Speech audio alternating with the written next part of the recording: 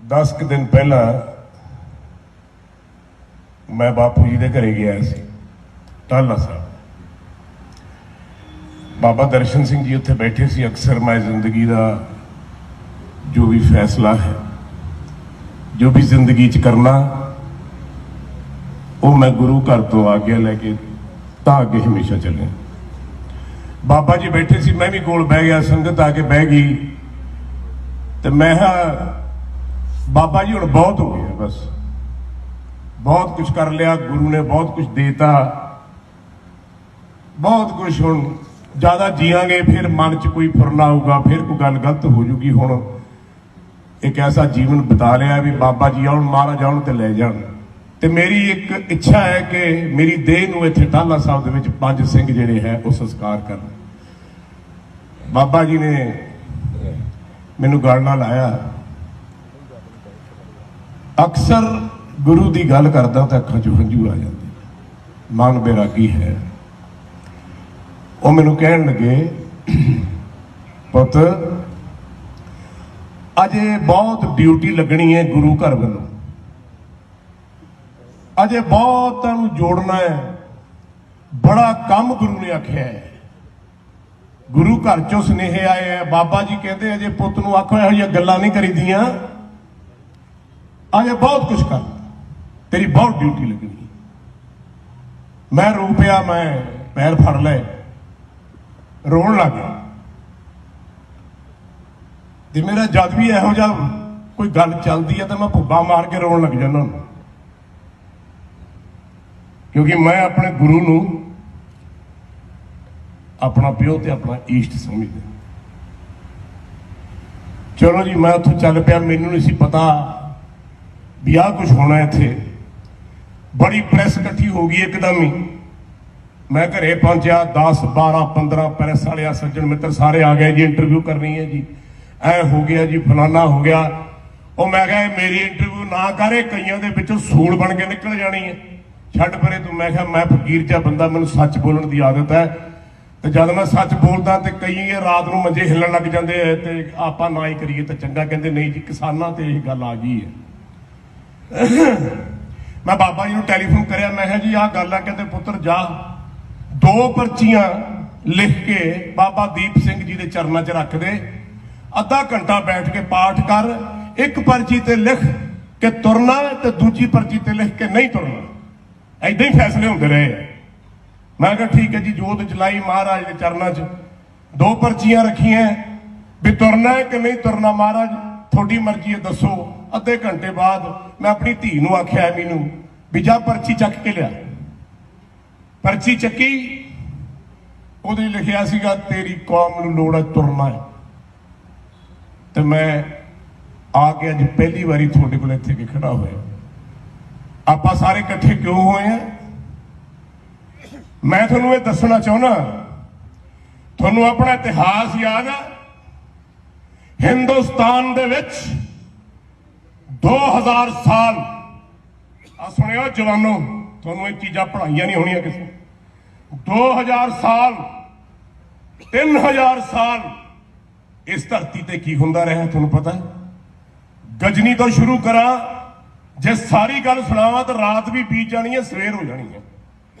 पर मैं इत्थे दसणे करके आया, मैं जिथे जाना है मैं किसी लीडर की गल नहीं करनी, मैं किसी पार्टी की गल नहीं करनी, मैं किसी दी बुरा भला किसी नूं नहीं कहना। मेरे गुरु घर नूं पसंद नहीं है। मेरा एक ही काम है, तुहानूं ये दस देना कि तुसीं अपने दादे परदादे अपने बुजुर्गों नूं जाणदे हो। तुहानूं पता है थोड़े माता पिता कौन ने, थोड़े वड वडेरे कौन ने, नहीं पता। मैं 90% तो ज्यादा आ सारे जिहड़ी यूथ है इनू पूछया किसी ने, तो मैनू मैं चादरा कुर्ता पाया सी, NRI फैमिली आई सी, ये मैनू कहते थोड़े कोल कपड़े है नहीं, चादर बनी ये बेड ते सौण वाली। मैं शाबाश, जिउंदा वसदा रह तू, ते जिउंदा वसदा रह तेरा मां प्यो जिन्हें तेनू ये नहीं दसिया कि तेरे वड वडेरे चादरा कुर्ता पा के हड़ बह के तेनू कनेडा भेजिया, अमरीका भेजिया। ये साडा हाल है। बाबर ने बंदे भेजे, जाओ भाई हिंदुस्तान का हाल पता करके आओ, फतेह करनी। उन्हें सारे पंडित लोग, ब्राह्मण लोग, ऊंच नीच सब कुछ इन्हों की बनाई हुई है। ये उत्थे बैठे सी तो आगे पूछता भी जे किसी ने हमला करता तो की करोगे? हमारे पास बहुत बड़े बड़े मंत्र हैं, चलाएंगे कुछ नहीं होगा, तलवारें भी रुक जाएंगी, तोपें भी रुक जाएंगी, क्या बात करते हो तुम? उन्हें जाके बाबर को आख्या भी, वो तो कहते कहते लै भी काम ही सूत आ गया भरा, ये तो काम ही सौखा है। जेड़े मंत्र पढ़ के तोपा रोकते हैं, मंत्र पढ़ के तलवारां रोकते हैं भाई, ये तो फिर कब्जा करना तो बहुत छेती की गल है। तो तुहानूं पता होगा कि 3 महीने दे विच बाबर दिल्ली के तख्त ते बैठ गया सी। उस तो बाद की होया तुहानूं सारिआं नूं पता है, लेकिन साडे नौजवानों नूं नहीं पता की होया है। मुड़ के गुरुआं नूं जन्म लेना पिया। औरंगजेब बारे कोई जानदा इत्थे जवान आदमी कि कौन सी? नहीं जानदा। मैं तुहानूं औरंगजेब बारे दसदा कि औरंगजेब की सी, क्योंकि गल मैं जाके किते होर जोड़ देनी है, ध्यान नाल सुणिओ जी। औरंगजेब वो आदमी सी जिहड़ा कहंदा सी मैं दुनिया दे विच इक्को ही धर्म रखना, ते तेग बहादुर साहब दे नाल वार्तालाप भी यही हुई सी, बड़े सत्कारयोग, कि जी मैं इक्को धर्म रखना चाहना, क्योंकि लोकी धर्मां पिछे ही लड़ते हैं। और एक गल सच भी है, साडे हिंदुस्तान च मौजूद है अज भी। गुरु तेग बहादुर जी कहन लगे, जे तू धक्के नाल सारिआं नूं इक्को धर्म रखना है तो फिर रब भी सारिआं दी शक्ल इक्को जी बनाउंदा, किसी दी शक्ल किसी नाल मिलदी नहीं। ये बगीचा तरह तरह के फुल्लां चंगा लगदा, एक जिहड़ा फुल है वो रब नूं मंजूर नहीं, आपां रब दी खिलवाड़ी दे नाल तुरना। गल्लां बातां हुंदियां रहियां, अखीर च उन्हें सीस मंग लिया, सीस देना पिया। उस तो बाद की होया तुहानूं सारिआं नूं पता है। 10वें पातशाह 9 साल दे सी उदों। ये मैं गल्लां तुहानूं तां सुणाउणा क्योंकि शायद थोड़े अंदर सुती हुई आत्मा गुलामी दी जिहड़े गुरु साहब तोड़ के गए सी शायद जाग पे।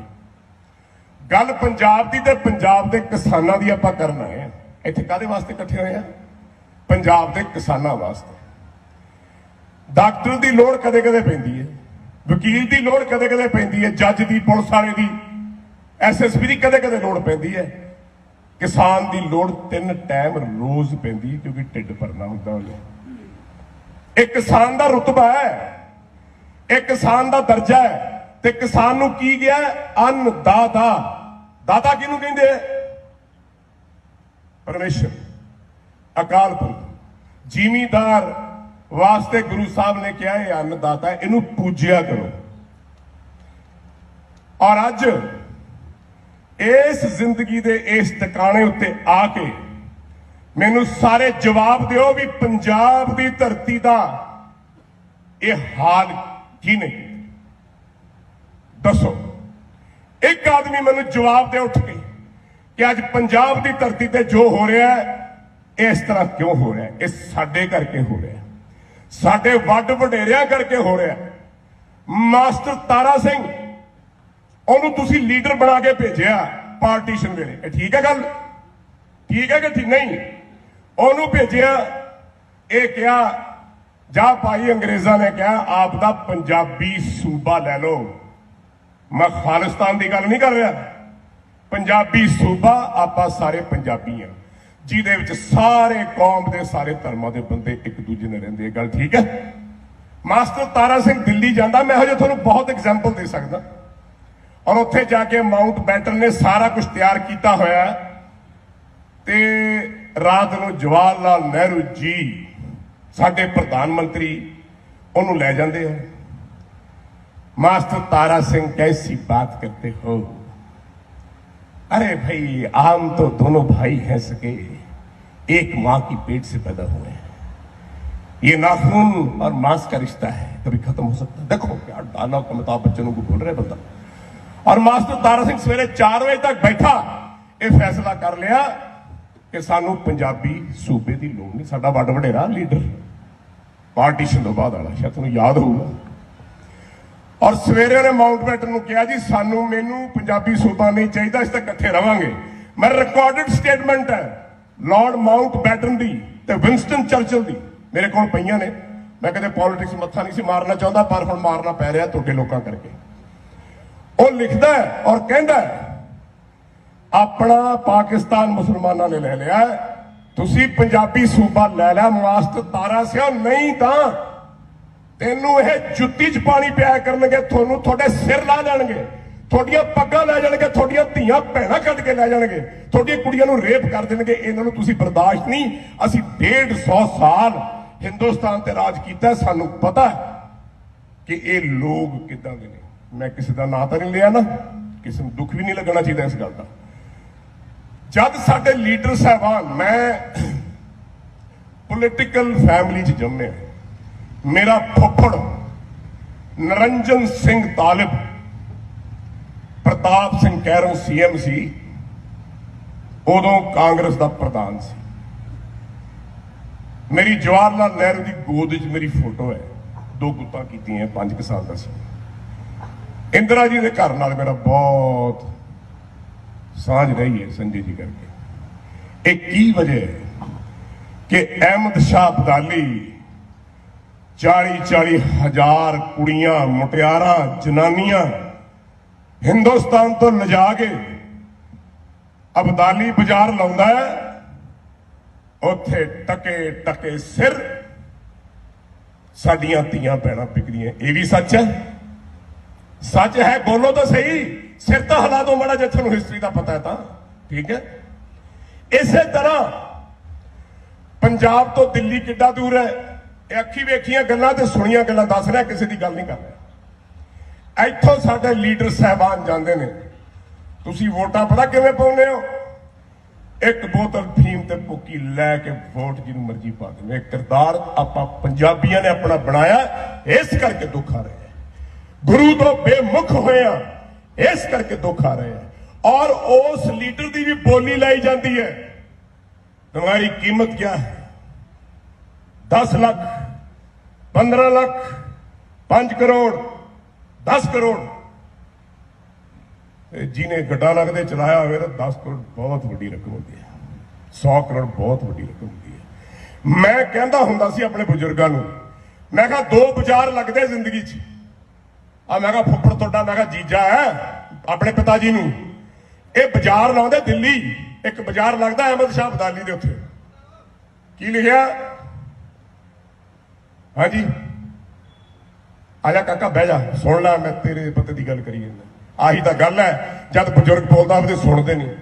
ਤੁਹਾਨੂੰ ਪਤਾ ਨਹੀਂ ਮੈਂ ਕੀ ਬੋਲਦਾ, ਪਹਿਲਾਂ ਸੁਣ ਲਵੇ ਪਲੀਜ਼, ਠੀਕ ਹੈ। ਆ ਸਾਡੀ ਜਵਾਨੀ, ਮੈਨੂੰ ਬੜਾ ਦੁੱਖ ਹੁੰਦਾ ਹੈ ਕਿ ਮੈਂ ਤੁਹਾਨੂੰ ਹਿਸਟਰੀ ਸੁਣਾ ਰਿਹਾ, ਤੁਸੀਂ ਆਵਾਜ਼ਾਂ ਮਾਰ ਰਹੇ। ਐਨੀਵੇ ਕੋਈ ਗੱਲ ਨਹੀਂ, ਆਪਣੇ ਨਾ ਇਸ ਕਰਕੇ। ਉਹ ਮੈਂ ਫਾਦਰ ਨੂੰ ਕਿਹਾ ਦੂਜਾ ਬਾਜ਼ਾਰ ਦਿੱਲੀ ਲੱਗਦਾ, ਅੱਜ ਵੀ ਲੱਗਦਾ, ਮੇਰੇ ਨਾਲ ਜ਼ਿਆਦਾ ਪ੍ਰੈਸ ਰਿਪੋਰਟਰ ਜਾਣਦੇ ਆ। ਇਹ ਮੇਰੇ ਕੋਲ ਆਉਂਦੇ ਨੇ ਇੰਟਰਵਿਊ ਕਰਨ, ਕਹਿੰਦੇ ਭਾਜੀ ਡਰ ਬਹੁਤ ਲੱਗਦਾ। ਮੈਂ ਕਿਹਾ ਮੇਰੇ ਨਾਲ ਸੱਚੀ ਗੱਲ ਕਰੀ, ਮੈਂ ਠੋਕ ਨਹੀਂ ਗੱਲ ਕਰਨੀ ਹੈ, ਗੁਰੂ ਦੇ ਹਾਜ਼ਰ ਨਾਜ਼ਰ ਗੱਲ ਕਰਨੀ। ਇਹ ਕਸੂਰ ਸਾਡੇ ਨੇ। ਇਹ ਕਿਤੇ ਨਹੀਂ ਲਿਖਿਆ ਵੀ ਮੇਰਾ ਚਿੱਟਾ ਦਾੜਾ ਹੋ ਗਿਆ, ਮੈਂ ਬਹੁਤ ਸਿਆਣਾ। ਸਿਆਣਾ ਆਦਮੀ ਉਹ ਹੈ ਜਿਹੜਾ ਆਪਣੇ ਗੁਰੂ ਨਾਲ ਜੁੜਿਆ ਹੈ। ਸਿਆਣਾ ਆਦਮੀ ਉਹ ਹੈ ਜਿਹੜਾ ਉਸ ਪਰਮਾਤਮਾ ਨਾਲ ਜੁੜਿਆ ਹੈ। ਗੀਤਾ ਪੜੋ, ਕ੍ਰਿਸ਼ਨ ਮਹਾਰਾਜ ਜੀ ਦਾ ਉਪਦੇਸ਼, ਕੀ ਬਾਤ ਹੈ, ਕੀ ਲਿਖਿਆ ਹੈ। ਰਾਮਚੰਦਰ ਜੀ ਬਾਰੇ ਪੜੋ, ਗੁਰੂਆਂ ਬਾਰੇ ਪੜੋ, ਪੀਰਾਂ ਪੈਗੰਬਰਾਂ ਬਾਰੇ ਪੜੋ, ਆਪਣੇ ਈਸ਼ਟ ਬਾਰੇ ਪੜੋ। ਹਰੀਸ਼ ਚੰਦਰ ਜੀ ਰਾਜਾ, ਰਾਜਾਨ, ਉਹਨੂੰ ਤੁਲਸੀਦਾਸ ਜੀ ਕਹਿੰਦੇ, ਰਾਜਾ ਇਹ ਹੁਨਰ ਤੂੰ ਕਿੱਥੋਂ ਸਿੱਖਿਆ ਕਿ ਤੂੰ ਦਾਨ ਵੀ ਦਿੰਦਾ ਤੇ ਸਿਰ ਝੁਕਾ ਕੇ ਰੋਣ ਵੀ ਲੱਗ ਜਾਂਦਾ? ਚਿੱਠੀ ਲਿਖਦੇ ਹਰੀਸ਼ ਚੰਦਰ ਜੀ, ਚਿੱਠੀ ਲਿਖੀ। ਦੇਣ ਵਾਲਾ ਕੋਈ ਹੋਰ ਹੈ, ਭੇਜਣ ਵਾਲਾ ਕੋਈ ਹੋਰ ਹੈ। ਇਹ ਲੋਕ ਸਮਝਦੇ ਆ ਮੈਂ ਦਾਨ ਦੇ ਰਿਹਾ, ਇਸ ਕਰਕੇ ਸ਼ਰਮ ਨਾਲ ਮੇਰਾ ਸਿਰ ਝੁਕ ਜਾਂਦਾ ਹੈ। ਕੁਰਸੀ ਦੇਣ ਵਾਲਾ ਪਰਮਾਤਮਾ, ਆਵਾਮ 'ਚ ਵਸਦਾ ਰੱਬ। ਆਪਾਂ ਸੱਚੇ ਮਨ ਨਾਲ ਅੱਜ ਤੱਕ ਜੇ ਵੋਟ ਪਾਈ ਹੈ ਕਿਸੇ ਨੇ ਤਾਂ ਮੈਂ ਆਪਣਾ ਸੀਸ ਝੁਕਾ ਦਿਆਂਗਾ। ਇੱਕ ਮੈਂ ਦੂਲਾ ਤਾਂ ਨਹੀਂ ਬਣਿਆ, ਪਰ ਮੈਂ ਬਰਾਤਾਂ ਬੜੀਆਂ ਦੇਖੀਆਂ। ਵਿਨੋਦ ਸ਼ਰਮੇ ਦੀਆਂ ਪਹਿਲੀਆਂ ਇਲੈਕਸ਼ਨਾਂ, ਉਹਦਾ ਬਾਪੂ ਸਾਡੇ ਪਿੰਡ ਦਾ ਜਵਾਈ, ਮੇਰੇ ਪਿਓ ਨੇ ਕਿਹਾ ਨਿਭਾਉਣੀ ਹੈ ਤਾਂ ਨਿਭਾਈ ਹੈ ਤੁਰ ਤੱਕ, ਕਿਉਂਕਿ ਬਾएं जना की पकड़िए सिर दीजिए बाएं ना छोड़िए, हिस्ट्री है। ਅੱਜ ਕਿਸਾਨ ਦੀ ਹਾਲਤ ਸਾਡੇ ਕਰਕੇ ਹੋਈ। ਜੱਟ ਨੂੰ ਵਿਚਾਰੇ ਨੂੰ ਕੀ ਪਤਾ। ਹੁਣ ਜਦ ਮੈਂ ਜੱਟ ਕਹਿੰਦਾ ਐਵੇਂ ਨਾ ਲਾ ਲਿਓ ਜੀ, ਜੱਟ ਦੀ ਗੱਲ ਕਰਦਾ। ਜੱਟ ਮੀਨ ਜ਼ਿਮੀਦਾਰ, ਜਿਹੜਾ ਜ਼ਮੀਨ ਦੇ ਖੇਤੀ ਕਰਦਾ ਉਹ ਜੱਟ ਹੈ। ਇਹ ਹਾਲਾਤ ਅਸੀਂ ਖੁਦ ਕੀਤੇ। ਅੱਜ ਬੰਦੇ ਤੁਹਾਨੂੰ ਮਾਰਨ ਨੂੰ ਤਿਆਰ ਆ, ਤੁਹਾਡੀ ਜ਼ਮੀਨਾਂ ਲੈਣ ਨੂੰ ਤਿਆਰ ਆ। ਮੈਂ ਇੱਕ ਸਵਾਲ ਪੁੱਛਣ ਲੱਗਿਆ, ਜਿਨ੍ਹਾਂ ਨੇ ਹਰਮੰਦਰ ਸਾਹਿਬ ਢਾਹਤਾ, ਜਿਨ੍ਹਾਂ ਨੇ ਸਾਡਾ ਗੁਰੂ ਘਰ ਦੇ ਟੁਕੜੇ ਟੁਕੜੇ ਕਰਤੇ, ਉਹਨਾਂ ਵਾਸਤੇ ਪੰਜਾਬ ਕੋਈ ਬਹੁਤ ਵੱਡੀ ਚੀਜ਼ ਹੈ? ਦੱਸੋ ਮੈਨੂੰ ਜਰਾ। ਬਿੱਲ ਨਹੀਂ ਜਾ ਵਾਪਸ ਹੋਣਾ, ਇਹ ਮੇਰੀ ਗੱਲ ਨੋਟ ਕਰ ਲਿਓ ਜੇ। ਬਿੱਲ ਵਾਪਸ ਨਹੀਂ ਹੋਣਾ। ਮੈਂ ਲਲਕਾਰ ਕੇ ਗੱਲ ਕਹਿ ਰਿਹਾ। ਹੋਣਾ ਪਤਾ ਕੀ ਹੈ? ਬਾਰਡਰ ਤੇ ਆਉਣਗੀਆਂ ਬੰਦੂਕਾਂ, ਇੱਥੇ ਆਊਗੀ ਫੌਜ, ਇੱਥੇ ਆਊਗੀ ਪੁਲਿਸ। ਪੰਜਾਬ ਦੀ ਧਰਤੀ ਨੂੰ ਟੁਕੜੇ ਕਰਨ ਵਾਸਤੇ ਇਹ ਜਹਾਜ਼ ਆ ਨਾ, ਬੰਬ ਵੀ ਸਿੱਟ ਸਕਦੇ ਆ। ਯਾਦ ਰੱਖਿਓ, ਅੱਜ ਦੀ ਗੱਲ ਫਕੀਰ ਕਹਿ ਕੇ ਚਲਾ ਜਾਊਗਾ। ਇਹ ਉਹੀ ਹਾਲ ਹੋਣਾ ਜੋ ਬਾਬਰ ਵੇਲੇ ਹੁੰਦਾ ਸੀ, ਇਹ ਉਹੀ ਹਾਲ ਹੋਣਾ ਜੋ ਔਰੰਗਜ਼ੇਬ ਵੇਲੇ ਹੁੰਦਾ ਸੀ, ਇਹ ਉਹੀ ਹਾਲ ਹੋਣਾ ਜੋ ਅੰਗਰੇਜ਼ਾਂ ਵੇਲੇ ਹੁੰਦਾ ਸੀ। ਇਹ ਬੀਜ ਅਸੀਂ ਬੀਜਿਆ। ਜਦੋਂ ਤੁਸੀਂ ਸਾਰੇ ਪੰਜਾਬੀ, ਸਾਰੇ ਕਿਸਾਨ ਇਹ ਗੱਲ ਸਮਝ ਲਓਗੇ ਕਿ ਮੈਂ ਵੋਟ ਪਾਉਣੀ ਹੈ, ਪਹਿਲਾਂ ਮੈਂ ਦੇਖ ਲਾ ਯੋਗਰਾਜ ਸਿੰਘ ਕਿੱਡੇ ਪਾਣੀ 'ਚ ਬੋਲਦਾ ਤਾਂ ਬਹੁਤ ਹੈ, ਗੱਲਾਂ ਬੜੀਆਂ ਕਰਦਾ ਹੈ। 10 ਬੰਦੇ ਨੇ ਕਹਿਤਾ ਜੀ ਸਾਡਾ ਤੂੰ ਸੀਐਮ ਹੈ, ਆ ਪਹਿਲਾਂ ਨੂੰ ਠਣਕਾ ਕੇ ਤਾਂ ਦੇਖ ਲਓ ਕਿਤੇ ਸਾਲਾ ਭੱਜ ਨਾ ਜਾਵੇ ਕੱਲ ਨੂੰ। ਠਣਕਾਈ ਦਾ ਕਿਵੇਂ ਹੈ? ਮੈਂ ਤਰੀਕਾ ਦੱਸਦਾ। ਗੁਰੂ ਗੋਬਿੰਦ ਸਿੰਘ ਜੀ ਮਹਾਰਾਜ ਇੱਕ ਦਿਨ ਬੈਠੇ ਸੀ ਤਖਤ-ਏ-ਤਾਜ ਤੇ, ਇੱਕ ਬੰਦਾ ਆਇਆ। ਹਾਂ ਬਾਬਾ ਜੀ, ਵਾਹਿਗੁਰੂ ਜੀ ਕਾ ਖਾਲਸਾ ਵਾਹਿਗੁਰੂ ਜੀ ਫਤਿਹ। ਕੀ ਗੱਲ ਹੈ? ਕਹਿੰਦਾ ਬੜਾ ਉੱਚੀ ਬੋਲਦਾ। ਕਹਿੰਦਾ ਗੱਲ ਇਹ ਹੈ ਬਾਬਾ ਜੀ ਬੰਦੂਕ ਬਣਾ ਕੇ ਲਿਆ, ਇਹ ਕਿਲੋਮੀਟਰ ਤੱਕ ਮਾਰ ਕਰੂਗੀ, ਕਿਹੜੀ ਗੱਲ ਹੈ? ਕਹਿੰਦੇ ਅੱਛਾ ਚੱਲ ਫਿਰ। ਕਹਿੰਦਾ ਇਹਨੂੰ ਟੈਸਟ ਕਰੀਏ, ਜਮਾਈਏ, ਆ ਜਰਾ ਸਾਹਮਣੇ ਖੜਾ ਹੋ। ਉਹ ਕਹਿੰਦਾ ਮਹਾਰਾਜ ਮੈਂ ਬੰਦੂਕ ਬਣਾਈ ਹੈ, ਕੋਈ ਤੁਸੀਂ ਮੇਰੇ ਤੇ ਜਮਾਉਣ ਲੱਗ ਗਏ ਹੋ। ਕਹਿੰਦੇ ਫਿਰ ਬਣਾਈਏ, ਦੇਖੀਏ ਸੀ ਕਿੱਡੀ ਦੂਰ ਤੱਕ ਮਾਰ ਕਰਦੀ ਹੈ। ਉਹ ਕਹਿੰਦਾ ਜੀ ਮੈਂ ਪਹਿਲਾਂ ਆਪਣੀ ਜਨਾਨੀ ਨੂੰ ਪੁੱਛਿਆ। ਉਹ ਘਰੇ ਚਲਾ ਗਿਆ। ਉਹਨੇ ਘਰੇ ਜਾ ਕੇ ਜਨਾਨੀ ਨੂੰ ਕਿਹਾ ਯਾਰ ਬਾਬਾ ਜੀ ਤਾਂ ਐਂ ਕਹਿੰਦੇ ਆ। ਉਹਦੀ ਜਨਾਨੀ ਕਹਿੰਦੀ ਜਾਈ ਨਾ, ਇਹ ਤਾਂ ਕਮਲਾ, ਇਹਦਾ ਕੀ ਹੈ? ਇਹ ਤਾਂ ਹਰੇਕ ਨੂੰ ਡਾਹ ਲੈਦਾ ਕਹਾ, ਨਹੀਂ ਜਾਣਾ। ਉਹ ਸਵੇਰੇ ਜਾ ਕੇ ਕਹਿੰਦਾ ਜੀ ਮੈਂ ਨਹੀਂ ਕਰ ਸਕਦਾ। ਉਸ ਤੋਂ ਬਾਅਦ ਗੁਰੂ ਸਾਹਿਬ ਕਹਿੰਦੇ ਕੋਈ ਗੱਲ ਨਹੀਂ, ਲੈ ਆਪਣੇ ਸਿੰਘਾਂ ਨੂੰ ਬੁਲਾਉਣਾ।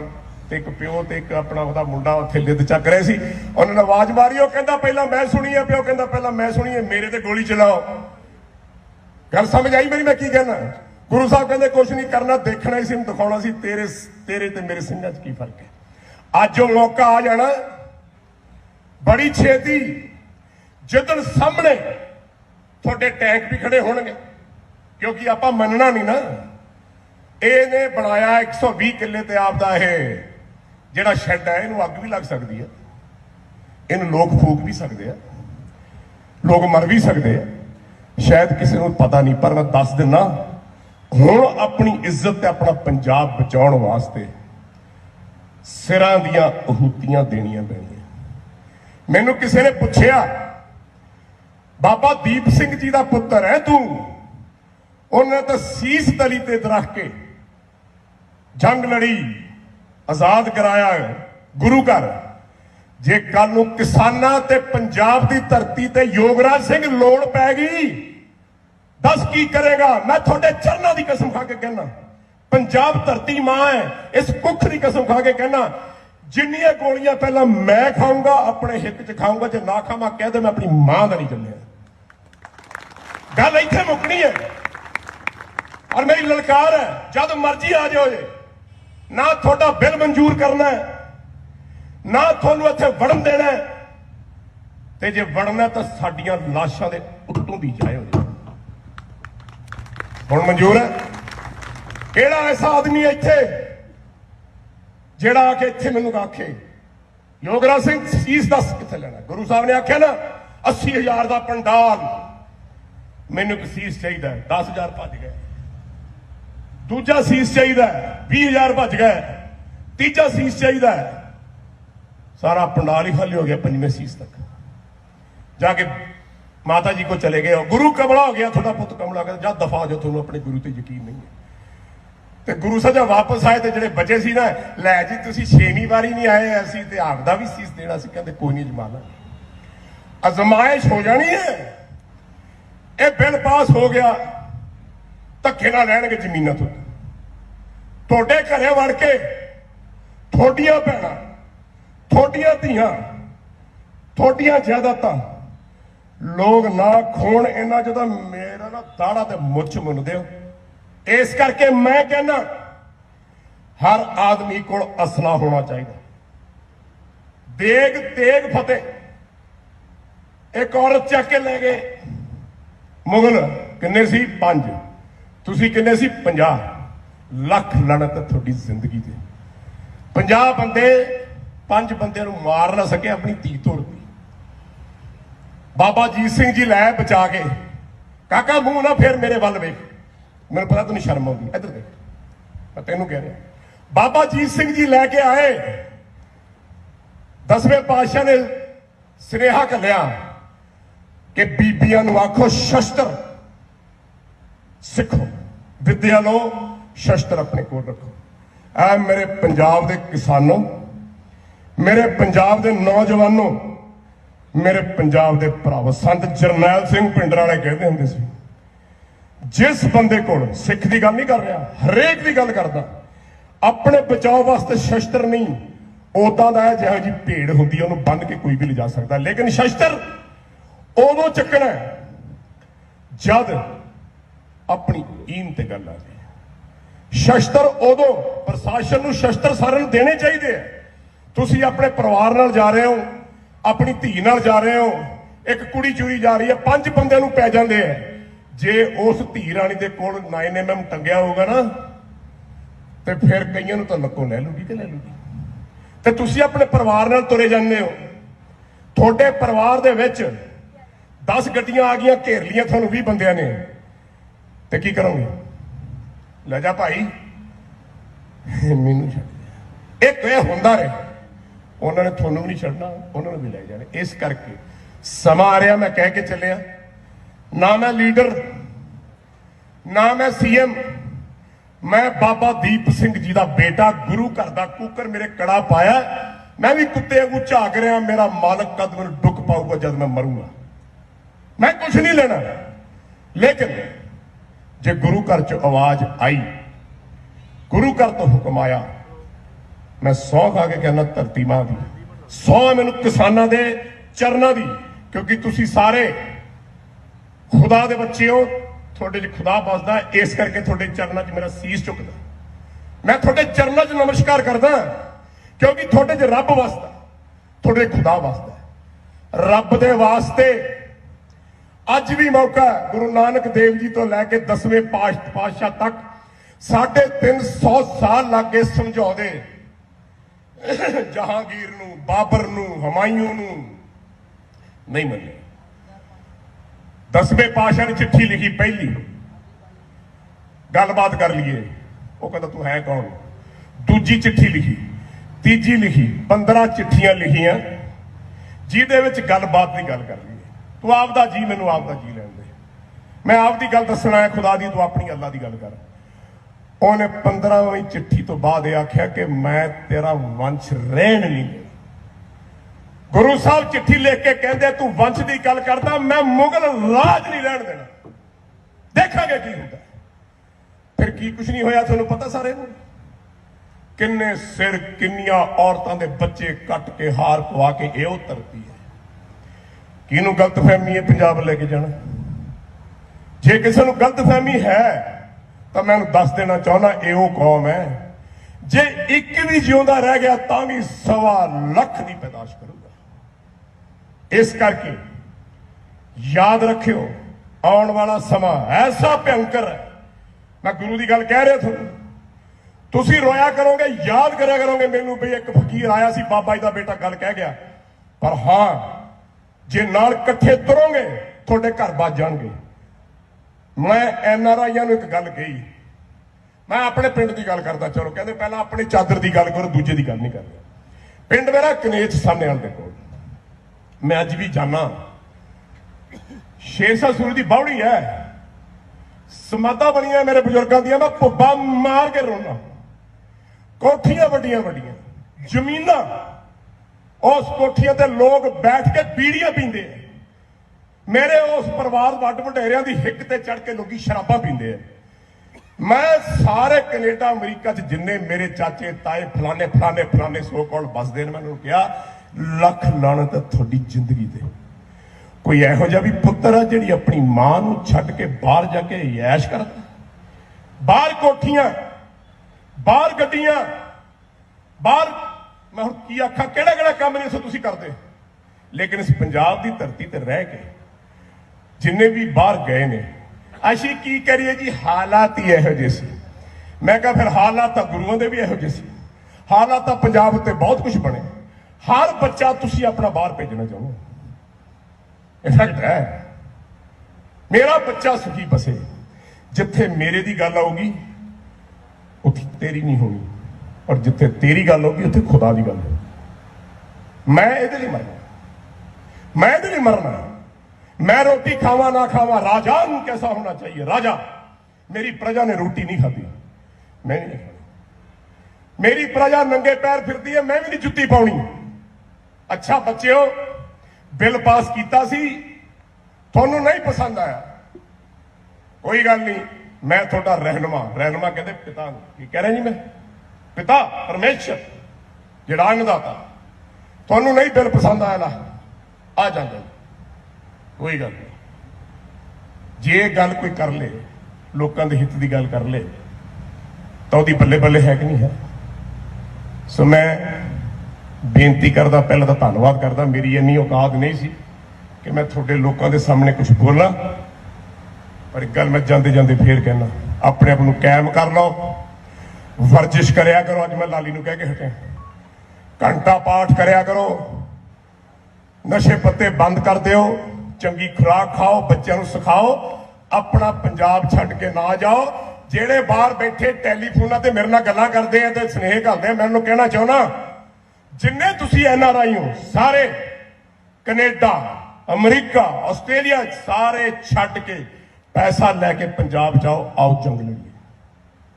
ले जे एक भी आ जाए मेरी मुछ मन, क्यों गुरु साहब होना दे ना कोई एक सियाड़ की रजिस्ट्री है, एक सियाड़ की रजिस्ट्री है। गुरु नानक देव के ना 10वें पातशाह तक एक किला। मैं सारी जिंदगी अज तक ना पैसे की गल की, ना मैं दौलत की गल की। मैं जिथों बख्शिया गया राणे वाले संतां तो, ये भी सुना दिया थोनू, आ योगरा तत्ता बहुत गालां बड़ियां करदा, बोलदा बड़ा चंगी है, ਇਹਦਾ ਕੀ ਕਰੀਏ। मैं कहा सिर च गोली मारो ਤਾਂ ਗੱਲ ਬਣਨੀ नहीं, मैं उड़ा तुकी दिया। मेरे माता जी 12 साल का पैंडा करके वड्डी भैन पहले विआह च मेरे पिता जी जाते हैं, संत राणे वाले पुछते भाई कनेज वालियां बीबियां आईयां, मंगो की मंगना। कहते जी घर च एक बूटा ला लिया। संत सोच पै गए, कह अरदास करो संगतों। अंदर चले गए भोरे च, बाहर आए घंटे बाद, कहते बह जाओ भाई इत्थे, पुत्र दिया गुरु घर दा, पुत्र गुरु घर दा देंगा बाबा दीप सिंह जी का लाडला, पर जद भी बोलूगा मूंह चो अग निकलूगी, गालां कढ़िया करूंगा। उन्होंने पसंद नहीं कि किसी ने धक्का हुंदा होए, हो सकता आपके लीड़े भी ला के दे दे, आपकी जायदाद भी लोगों को दे दे, सांभ लोगे। मां कवली बेचारी कहती कोई नहीं, मां को पुत्र चाहिए होंगे ना, ये कहती जी बर्फ वाला दे दो, उत्ते सिल्ली भी नाल ही दे दो बर्फ की, फिर ठीक है। कहते कोई नहीं जी सांभ लांगे। इस करके शुरू तो लैके हुण तक उदा ही जिहो जिहा गुरु ने थापड़ा दिता उदा ही रहूंगा। लेकिन एक गल जरूर बचन देना, जे गुरु महाराज ने चाहया, गुरु घर ने चाहया, थोड़ी आवाज हुई तो थोड़े पिछे मैं अरदास करदा, थोड़े चरणा च, मोहे मरने का चाव है, मैं मरूं तो गुरु के द्वार। मेरी मौत होवे सच्चे पातशाह, ऐसी मौत होवे कि मैं पंजाब की धरती ते रहने वाले किसान ते पंजाब की धरती ते रहने वाले एक एक जी ते उत्ते अपने खून का छिट्टा दे सकां, नहीं तो मैनूं होर कोई मौत मंजूर नहीं। वाहिगुरू जी का खालसा, वाहिगुरू जी की फतेह। वाहिगुरू जी का